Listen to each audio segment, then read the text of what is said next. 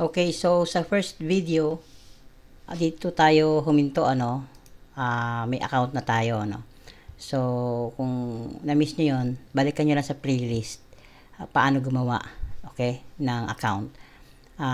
Tapos pag nakagawa na kayo ng account at nakapagpondo na kayo, so ganito na itsura ng account nyo. Meron kayong real account, meron din kayong demo account, okay? So last time dito tayo nag-stop. Sa video nito, ituturo ko naman sa inyo paano naman mag-download ng trading platform para nang sa ganon, kung gusto nating mag-demo account ay makakapag-demo account na tayo, ay makakapag-demo trading na tayo. At kung gusto naman nating mag-live trading, magagamit naman natin itong ating real account para makapag-live trading. Okay? So dito sa real account, makikita nyo, meron kayong makikita dito tatlong dots. Pag i-click nyo yan, nakalagay account information.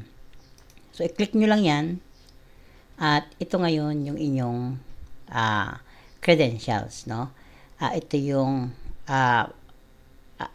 server kung saan kayo magte-trade at ito naman yung login, okay? Yung password pwede nyong i-update dito, no? Pero padadalhan kayo ng credentials sa inyong email, okay? So pag pumunta kayo sa inyong email, kung saan yun yung ginamit nyo nung mag-register kayo, makikita nyo rito na ayan, yung unang-unang email nila nakalagay, your FX Pro Standard account is ready. So pag i-click mo yung email na yan, makikita mo, ito yung login mo at saka ito yung password at kung saan ka mag-trade. So kailangan natin itong tatlong ito mamaya pag nag-create na tayo ng pag nakapag-install na tayo ng platform. So ngayon, ang gagawin natin ay mag-i-install na tayo. Una, magda-download muna tayo. Okay? So nakalagay dito, i-close ko lang muna. Nakalagay dito your trading account, no? Under real account, makikita mo ito, ang real account na binigay sa iyo nung nag-create ka ng account ay MT5 hedging. Okay? At sa demo na ito, sa last video, ito yung ginamit ko at pinondohan ko siya. Okay? So, may balance na tayo na $15.98. So, roughly mga 1,000 pesos yan. Okay? Ngayon, kung ayaw mo ng MT5, pwede kang gumawa ulit ng account. So, pwede kang gumawa ng maraming real accounts and maraming demo accounts. Depende sa'yo. Pero, syempre, nagsisimula pa lang tayo. Gamitin lang muna natin ito. Kung ano yung nakikita nyo sa video, sundan nyo lang muna kasi wala naman problema. Okay? Ang importante lang naman kasi, may account ka sa Forex, tapos mayroon kang platform na ginagamit para direkta makapag-trade tayo sa live market. Okay? So, yun ang gagawin natin ngayon. So, under real account, makikita mo itong 3 dots. Pag-click mo yan, pupunta ka sa account information mo. And may option dito na mada-download natin yung MT5 terminal. Okay? So, kung kayo nasa Windows, ako kasi nasa Windows computer ako, so i-click ko itong download. Kung ikaw na may nasa Macintosh, i-click mo itong Mac. Pero, most of the time, lahat naman na nagtitrade ay nasa Windows. Kaya i-click natin ito. Ako, nasa Windows ako, kaya ito ang i-click ko. So, i-click ko to, lalabas dyan, what do you want to do? Okay? So, ang gagawin natin, i-open natin. Okay? So, ayan, executable yan. So, i-click. Pag may lumabas sa inyo na user account control, do you want to allow this app to make changes to your device, FXTRO MetaTrader 5, i-click mo lang ang yes. Okay? So, ayan, lalabas ito. And ito yung setup, no, ng FX Pro. So, ang mangyayari dyan, i-click mo lang itong next. Next ka lang ng next. Okay? Hanggang sa, ayan, nag-i-install na yan. Okay? Ayan, hayaan mo lang mga ilang minuto. Saglit lang naman ito. Okay? Ito yung MetaTrader 5 na terminal. Dito tayo magte-trade actually. Okay? So, ayan, habang nag-i-install siya, sandali lang naman yan. Antayin na natin. Okay? Kaya ko ito ipinapakita sa inyo para kung talagang beginner kayo, nagsisimula pa lang kayo, at gusto nyo subukan ng forex trading, ito ang video na magga-guide sa inyo step by step. Okay? So, susundan nyo lang itong playlist natin, paano gumawa ng account, paano ponduhan gamit ang GCash, no? Or credit card or debit card, okay? Or cards or bank account. Ginamit natin GCash. Tapos, ito na ngayon, ang second video, paano mag-download at mag-install ng platform terminal. Okay? So, ito na. Tapos na. So, i-click lang natin ang finish. Ganun lang kadali. Okay? So, pagka yan. So, lalabas na dito. Okay? Ika-cancel ko lang muna. Okay? Masyadong malaki. Okay? So, ano ko lang. Ito. Yan. Ito yung so, i-click ko lang muna ito lobas. Pag nag-install ka kasi ng terminal, may lalabas na ganyan na page. I-close nyo lang yan para close nyo lang, hindi naman mahalaga yun. Okay? So, para bumalik kayo rito sa inyong dashboard. Pero, may terminal na kayo. Ayan. So, pwede nyo itong i-maximize yung terminal. Ayan, depende sa inyo. So, ito ang MetaTrader 5 terminal. Okay? So, i-configure muna natin ito. Okay? Tapos, ito-download natin yung isa yung sa demo account naman. Okay? So, ayan ang MetaTrader 5. Okay? So, gagawin natin dito ay i-configure lang natin. So, para mapalabas natin yung, ayan na pala, navigator, ito na. So, makikita mo rito, ang account dito ay hindi pa nakalagay yung account natin, di ba? So, ang account natin ay ito. Ito yung hedging 51543064. Kaya yan ang account natin. So, kailangan yan mag-appear dun sa terminal. Kailangan mag-appear yan dito. Okay? So, ang gagawin natin, under accounts, ito siya, accounts. Ang gawin mo lang, right-click, tapos, log in to trade account. Okay? So, ang ginawa natin, sinelect natin yung account, right-click, tapos log in to trade account. Kasi may trade account na tayo eh. Ito yung ating trade account na may pondo na. Okay? So, mamaya, sa demo, gagawin din natin yan. But, sa ngayon, yung real account muna ang inaayos natin para magamit na natin itong trade account natin sa terminal. Okay? So, dito, select natin account, right-click, log in to trade account. So, ngayon, may nakalagay dito, log in. Ang ilalagay mong login is yung iyong login account. Okay? So, nandito yan sa iyong email, no? Remember, yung email mo, ayan, your FX Pro standard account is ready. So, ito, dyan nakalagay, ito yung iyong details, no? Ito yung ilalagin mo. So, kukopihin mo lang yan, copy, balik ka sa terminal, ipipaste mo lang. Okay? So, ayan. Then, yung password mo, balik ka sa email, ito yung password mo. Ito yung default ng password na binibigay nila. Pwede mong palitan yan. Mamaya, papalitan natin yan. Kasi, syempre, naka-video ito. Napapanood ito ng marami sa YouTube. Pagka hindi ko pinalitan ng password, pwede nilang i-log in ito at magamit nila yung ating trading account. So, kaya, papalitan ko ito mamaya. Sa ngayon, pinapakita ko lang sa inyo para masundan ninyo. Okay? So, sa password, i-paste mo lang. So, ayan. And then, yung server, make sure na ang server ay parehas.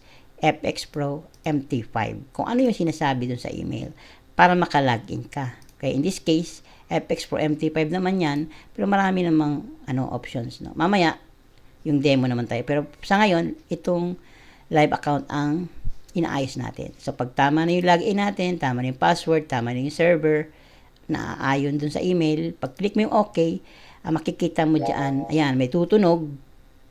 Incoming mail. Yon, kung narinig nyo yon, nakalagay incoming mail. So, ibig sabihin, nakalagin na tayo sa ating account.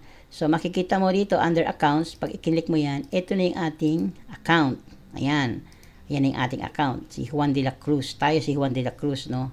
So, ayan, tama yung account number natin. Ibig sabihin, kung babalik tayo sa ating dashboard, itong ating real account na may pondong $15.98 ay nakalagin na sa terminal. Makikita mo yung pondo na $15 under dito sa trade tab kasi sa ngayon nasa mailbox kaya ito yung nakikita mo. So hindi mo mahalaga yan. Ang importante dito is yung trade. Yan. Kasi andyan mo makikita yung balance mo. So ayan, 1598 USD ating balance. Okay? So ngayon, pwede na tayong mag-trade actually. Pero dahil ang video na ito ay para sa naka-dedicate lang para turuan kayong mag-download at mag-configure ng inyong terminal. Kaya sa next video na yung ang gagawin natin kung talagang papaano mag-trade. Okay? So, sa next video na rin natin ipapakita kung papaano ito ayusin. Kasi sa ngayon, siguro naguguluhan kayo kasi bago pa lang itong lahat sa inyo.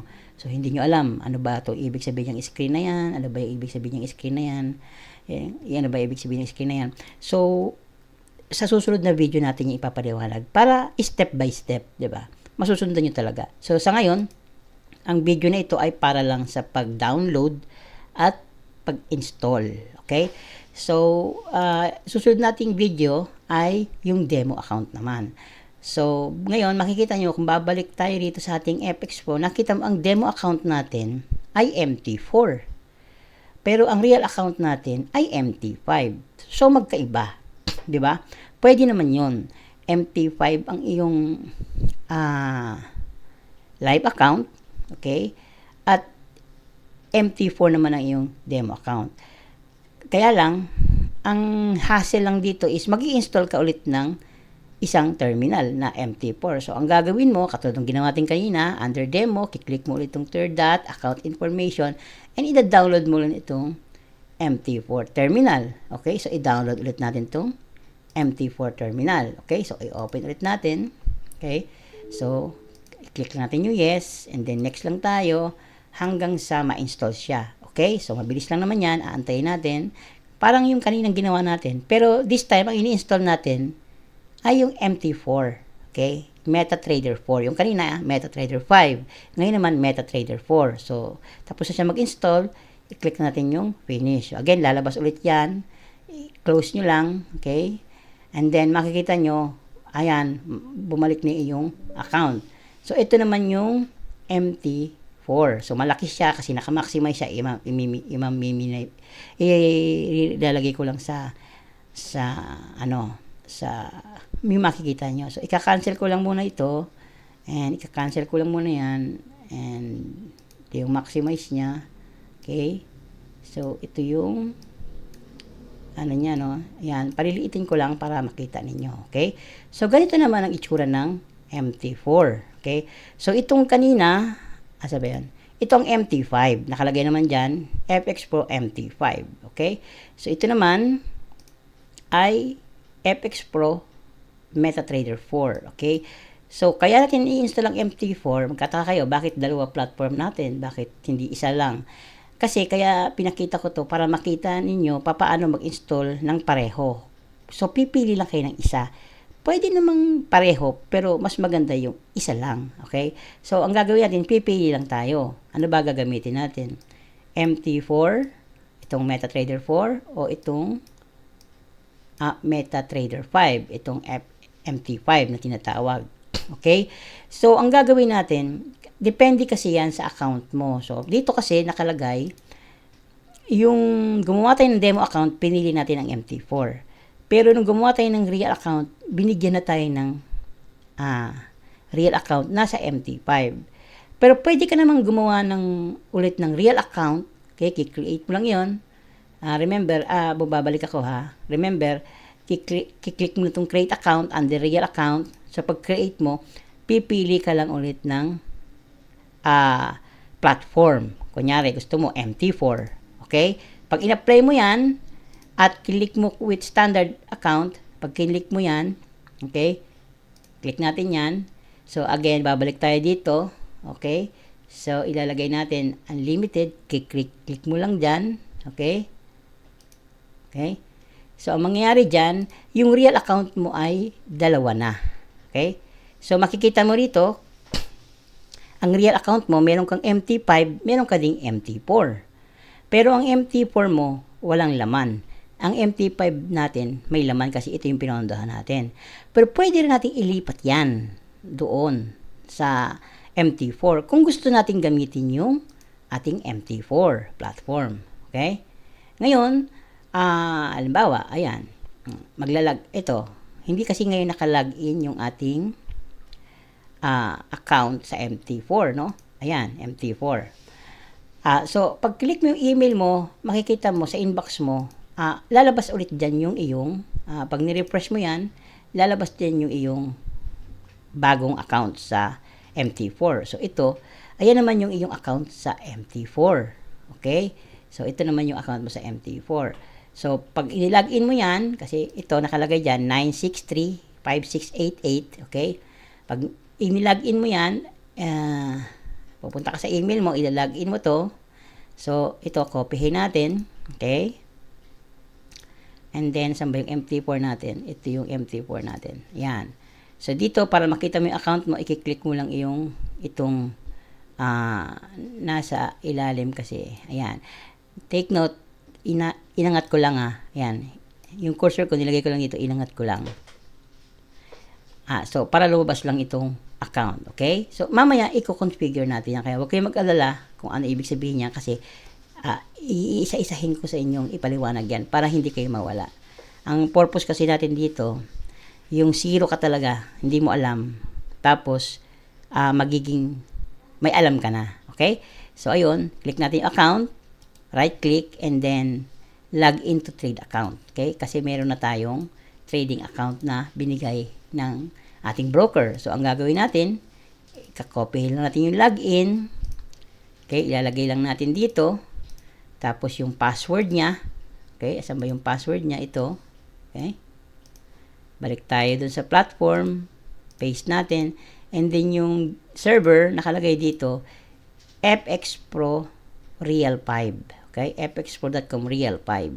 Okay? So, dito, pipiliin mo lang fxpro.com Real 5. Okay? So, basta tama yung login, tama yung password, and then tama yung server, pag click mo yung login, automatic, malalogin ka. Okay? So, ayan, nakapag-login ka na. Ayan. So, ayan, makikita mo, yun, makikita mo nakapag-login ka na kasi maririnig mo yung sinasabi, incoming mail. Also, makikita mo rin yung account mo rito. And also, yung under trade, makikita mo na rin yung balance mo.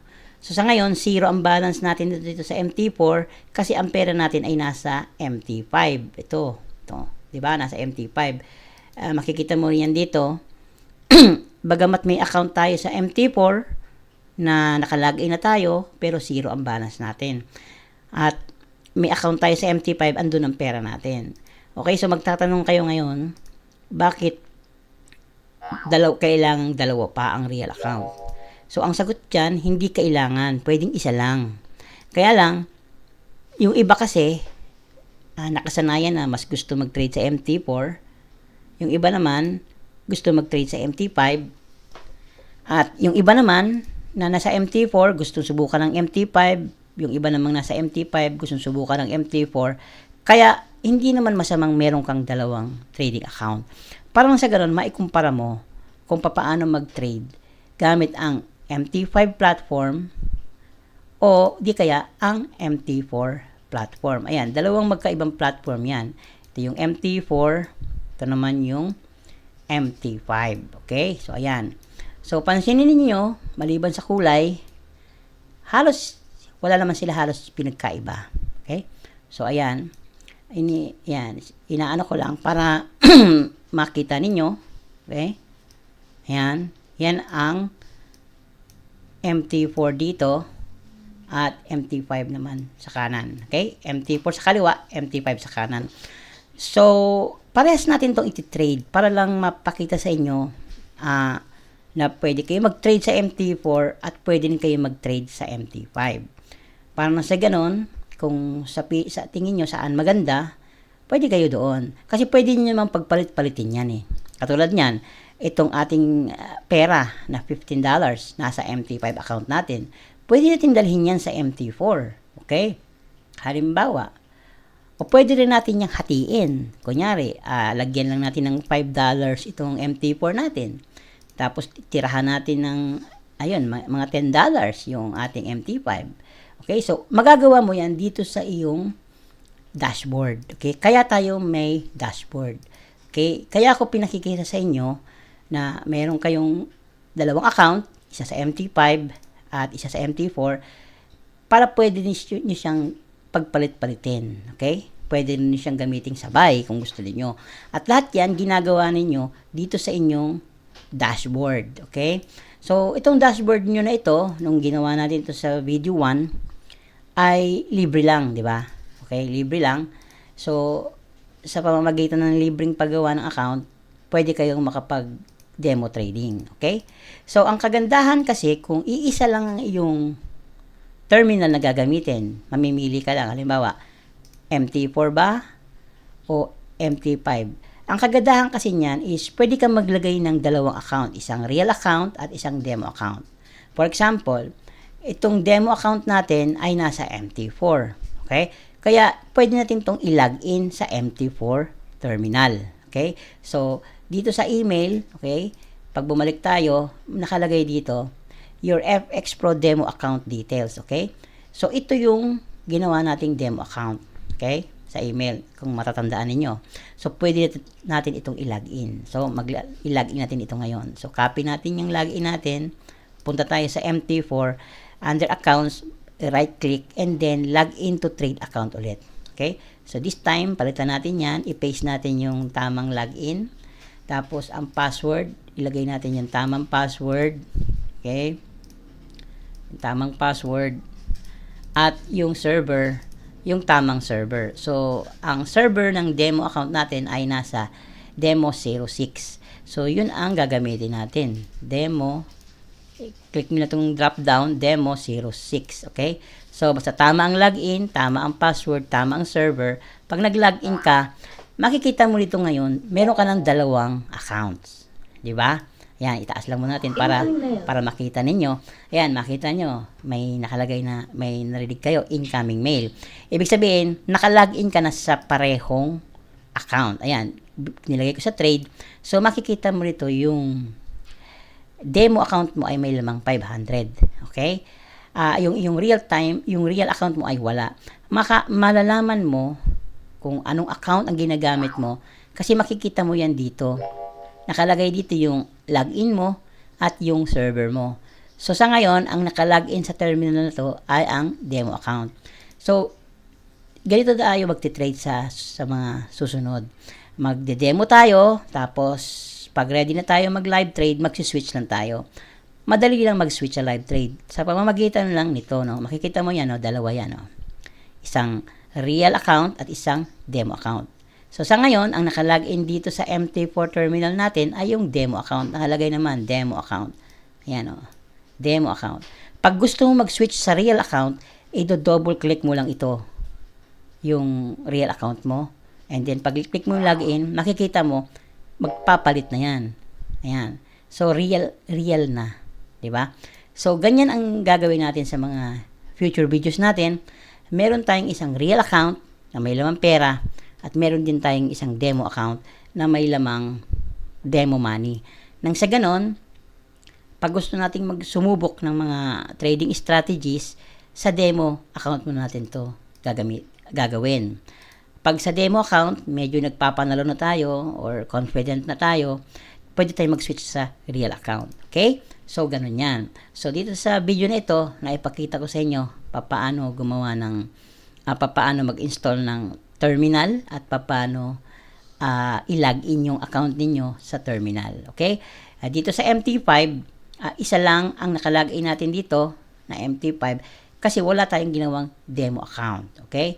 So, pero pwede rin natin gawin yon. Again, babalik ka sa inyong dashboard dito and sa demo account, pwede ka mag-open ulit ng real account. So, ito MT5 standard demo, continue, okay, and then ilagay lang muna natin dito sige, 10,000 lang muna para lang demo naman ito di ba? So kahit magkano ilagay mo, walang problema. Okay, so i-create mo yung demo account para lang ipakita sa inyo na meron tayong dalawang demo account, isang MT4 at isang MT5. Meron din tayong dalawang real account, okay, sa MT4 at sa MT5. Okay, so dito sa MT4 platform, naka-login pareho yung ating real account at yung ating demo account. Dito naman sa MT5, ilalagin din natin yung ating demo account kasi may real account na tayo eh. So, babalik tayo sa email, okay?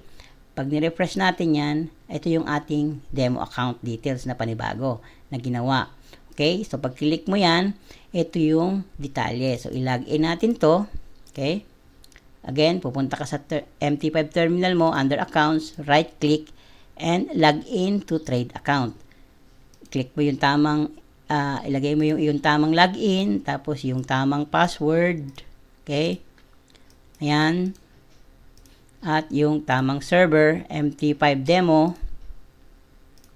Ayan. Basta tama yung login, tama yung password, and tama yung server. Pag click mo yung okay, makikita mo na, mailalogin mo yan. Okay? So, ayan. Incoming mail. Ayun. So, sa ngayon, meron na tayong dalawang account. Again, itataas ko lang muna to para makita lang natin. Huwag nyo munang, hayaan nyo lang muna yan. Huwag nyo munang pansinin yung mga iba dyan kasi ipapaliwanag natin yan sa next video. Okay? Para lang hindi humaba ang video, step by step lang tayo. So, ngayon, makikita mo, meron ka na ngayon dalawang terminal. Isang MT4 terminal, sa kaliwa, itong puti, nakalagin na yung ating real account at yung ating demo account. Dito naman sa kanan, meron na rin tayong MT5 terminal at nakalagin na yung ating MT5 real account at yung ating demo account. Okay, pag click mo sa trade, ito yung ating demo account na 10,000. Makikita mo na demo yan kasi nakalagay sa ibabaw, demo account. Okay? Pag gusto mo palitan from demo account to live account, i-double click mo lang ito, lalabas to, log in, and then pag click mo yung okay, nandun ka na sa real mo. So, ganun lang kabilis magpalit. Okay? So, kailangan mayroon kang demo, kailangan mayroon kang real. Nang sa ganun, pag may gusto kang subukan na strategy, at hindi mo alam kung yun ay magbibigay sa'yo ng pera o hindi, pwede mo siyang gamitin sa demo account. Pag medyo may confidence ka na, medyo kumpiyansa ka na kaya mo nang kumita ng pera gamit yung strategy na yon, magsiswitch ka lang sa MT5 sa totoong pera. Nang sa ganun, pag nanalo ka, totoong pera na ang mapapanalunan mo. So, ayan, ang video na ito ay para lamang sa pag-install ng trading platform at pag-login ng mga accounts. Okay? Nasa susunod na video, okay, sa pangatlong video, kasi series naman ito, sundan nyo lang. Sa next video, ang ituturo ko naman sa inyo ay paano naman ito i-configure, paano ito alamin, paano ito, 'di ba? Anong mga gamit niyan, 'di ba? Para lang magkaroon kayo ng idea. Nang sa ganon, sa susunod na video pag nagte-trade na tayo, maipakikita ko na sa inyo paano na gamitin ito sa actual na trading. Okay? So, proceed na kayo sa next video. Alright?